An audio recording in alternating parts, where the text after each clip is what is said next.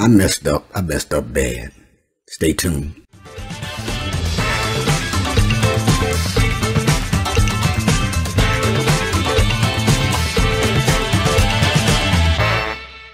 Some of you may have seen where I posted recently it was a throwback to an earlier video.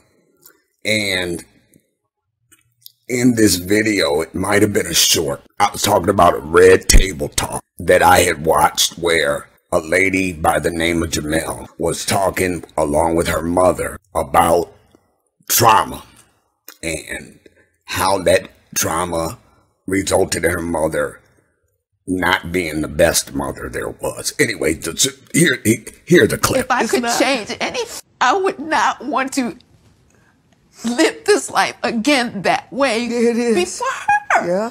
Because she deserves so much. Any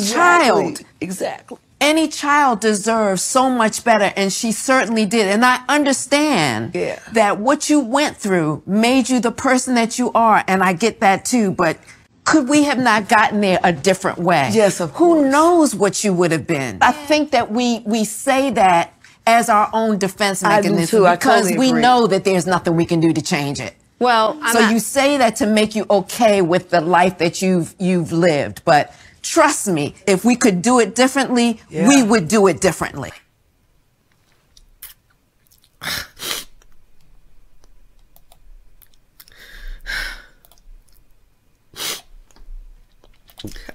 I need a minute. I'll be right back. Now that clip triggered my daughter. I did not know it. It triggered her. And how did this happen? Oh, it triggered her. And she didn't say anything to me about it. Now the part that got to her is this section right here. This has been a roller coaster, train wreck at times, and and we're talking. So this is good. Right. This is real good. So when you say you talking, you mean that the just talking through things, talking. No, talking. Talking to one another. Oh my goodness.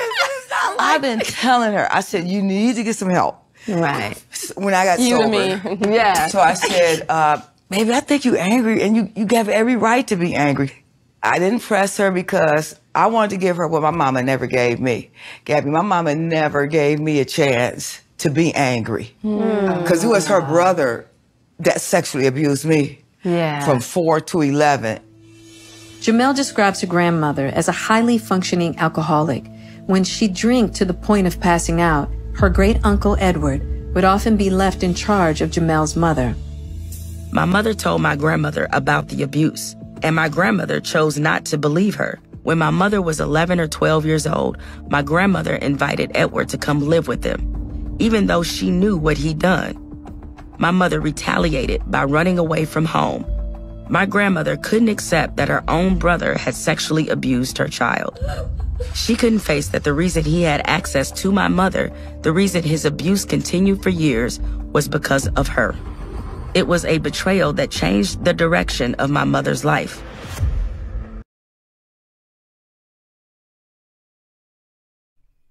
I don't know. I mean, really. Oh my goodness. You guys, look. I watch a lot of true crime videos. And when somebody reports a child missing, the first thing that the authorities want to know is she a runaway? Is he a runaway? Have they done this before? And even sometimes when they are told that this is out of the ordinary for this individual, they're thinking a habitual runaway. And what are they running from? See, that's what folks need to be thinking. Any missing child or missing person is heartbreaking. But when you've got a child who consistently runs away from home, They're running from something. It's about more than finding the child and hoping to find that child alive. It's about what the heck has happened to that child. What are they running from in the household? As you see, Jamel's mother ran away from home. Look, you ain't listening to me. Apparently, you want to erase what I went through. And you believe your brother over me to the extent that you gonna be babysitting me, getting drunk, passing out, and now he has full access to me for years. Oh. Next time you see a situation where you're on the street and you see a child. Now, I'm calling a child anybody under 18. They may have run away at 15 and now they're 21. If you see people out there on the streets, compassion should call for us to want to know what's the backstory, what happened to them, instead of looking at them like somebody less than. Now, even though I knew nothing about her being triggered by this, something prompted me to text her and tell her, I am so sorry because I failed to protect you. Now, I'm not connecting with this particular section that had triggered her. I didn't know it had. I just felt the prompting to write her this text. Shortly thereafter, she FaceTimes me and she just sits there looking at me. Just looking at me. Shaking her head. And it's at that point that she told me how that clip had triggered her. What she was thinking is, oh, wow, yeah, right. Now you're telling everybody to pay attention to this and find out what happened to that person. But when I ran away from home, I didn't get any of that. Now, y'all, I'm telling y'all this because this whole dynamic of how our life changes or our life decisions affect our kids, it's ongoing and progressive. In this case, she and I had just had a whole multi-hour conversation about some dynamics that were playing out and how the Lord was showing her that she had this thing going on where she jumped to rescue everybody else and nobody might want her to do that. We had just had a whole conversation about that a couple of weeks earlier. And we talked about how she felt she wasn't protected. And the thing that was coming up to in her life was, I do everything I can to watch your back, to protect you, but I don't feel like you're doing a thing to protect me. And the discussion she and I had was, it may be a trauma response that she is trying to compensate for what she didn't get as a child by being the big rescuer. And understanding that, well, the way I put it was this. In Star Trek, I think it was The Next Generation, this was this thing going on where, okay, we're stuck on this ship for who knows how many years.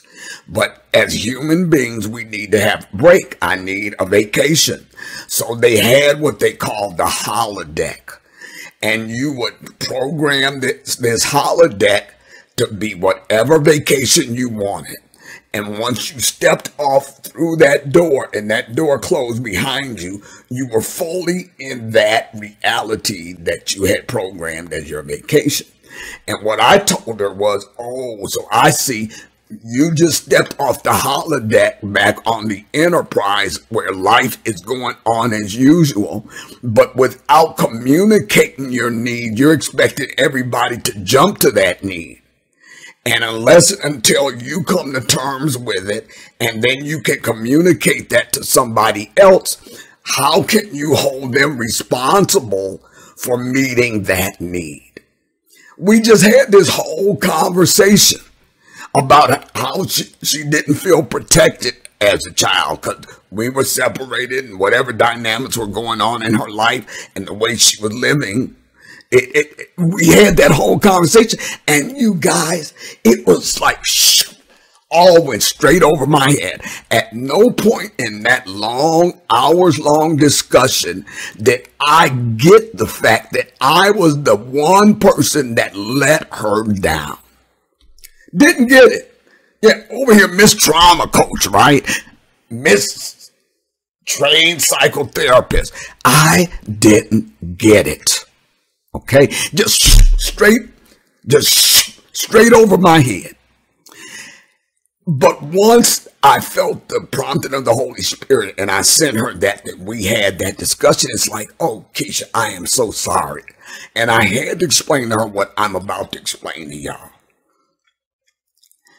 The things that I say on this channel are things that I have learned from living life and making huge mistakes.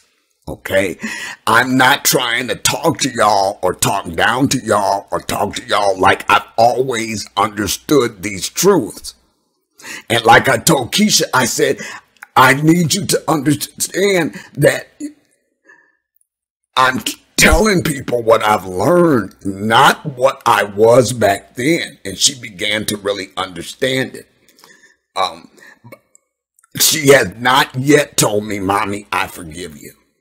Those words I have not heard, even through the ensuing discussion after we talked about how I had failed her. And I told her in the FaceTime, I am so sorry. I'm the one that failed you.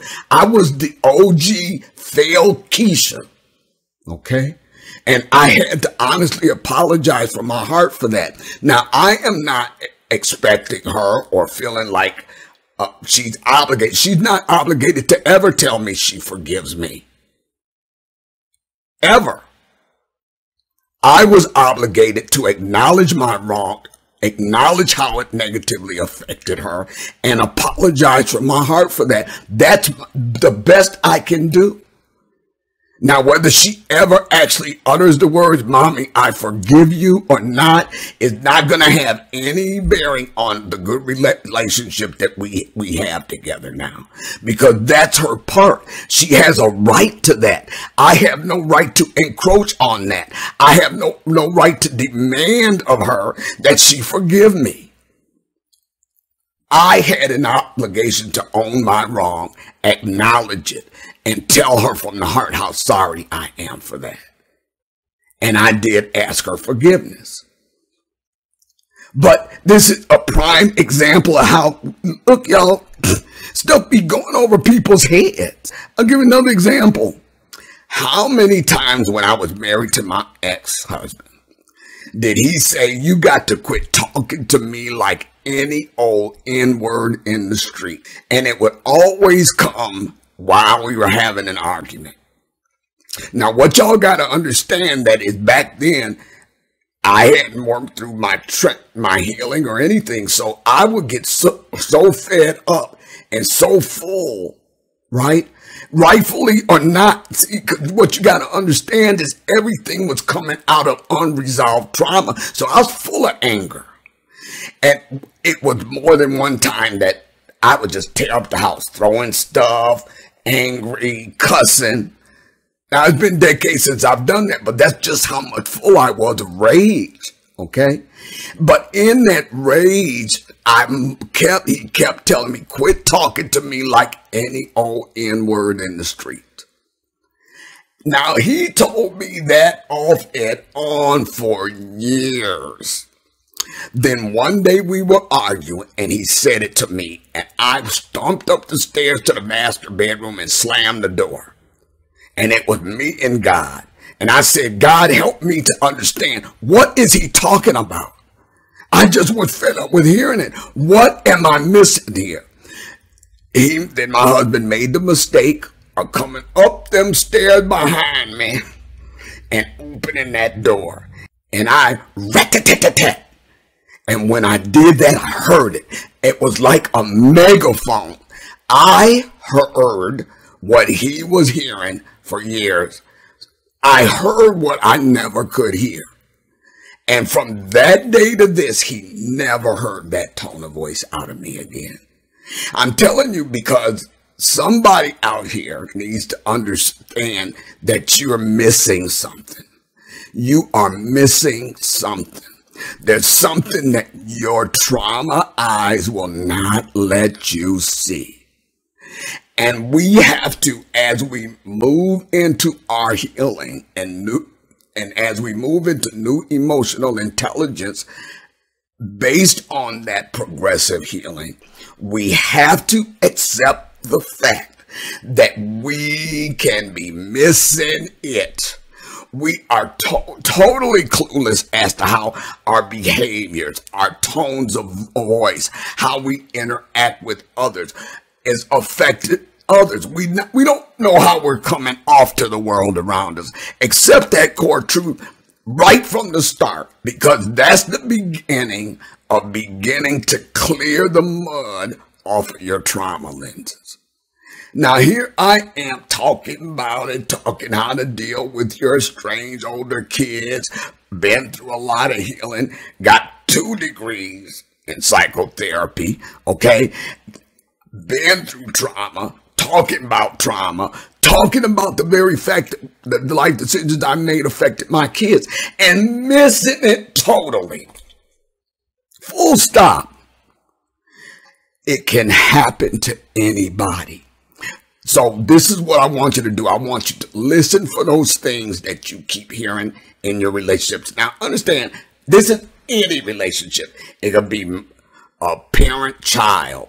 It could be a career relationship or a partnership you have with somebody. It can be your boss, your co-workers. It could be a friend. It could be a romantic relationship, any kind of relationship, anywhere that you're in a relationship with others. Pay attention to the repeated messages you get. What is somebody telling you over and over again that you're just going over your head? What is somebody not saying in that relationship that might be going over your head? Now, what I do is I ask God to show me me. I've had to lean on him to show me stuff I couldn't see or didn't know in the past. And he's never failed to tell me when I ask him, Lord, am I missing something?